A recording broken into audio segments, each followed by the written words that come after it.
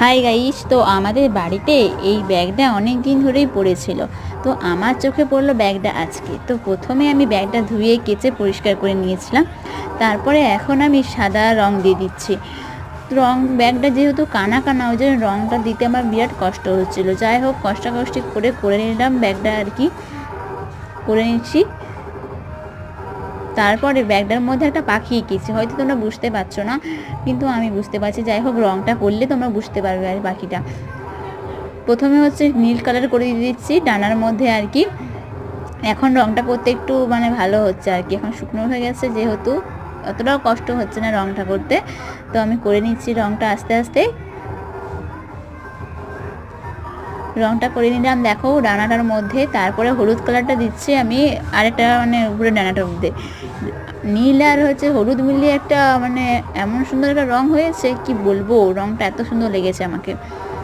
আমি জানতাম না যে এত সুন্দর রংটা হয়ে যাবে। তো যাই হোক, আমিও তো আঁকা টাকা করতে পারি না, যাই হোক এঁকে দিলাম। তারপরে গাছের ডালটা আঁকলাম, দিয়ে এখন পাতা টাতা এঁকে দিচ্ছি আর কি। এঁকে দিয়েছি আগে থেকে, এখন রং করে নিচ্ছি আর কি। রং করে নিচ্ছি, তো কেমন হয়েছে কমেন্ট করে জানাবে। আমি অতটাও আঁকার এক্সপার্ট নয়। তো যাই হোক, পাখিটা এঁকে চিবে ঝুটুন করে দিলাম। তারপরে ভিতরে একটা নকশা করে নিয়েছিলাম আর কি, গোলাপ ফুল টাইপের করবো ভাবছিলাম। তো আমি গোলাপ ফুলটা কেমনভাবে করলাম এটা প্রসেসটা তোমাদেরকে দেখিয়ে দিচ্ছি দেখো।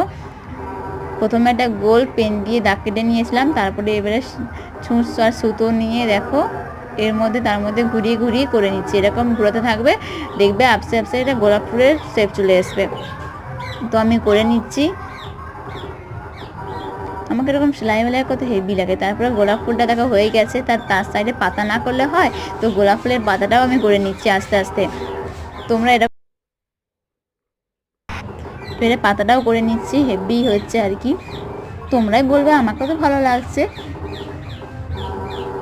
খুব আস্তে আস্তে করছি, কারণ কখন পিন ঢুকে যাবে হাতে আমার। তারপরে এই দেখো ফাইনাল লুকটা, তো কেমন হয়েছে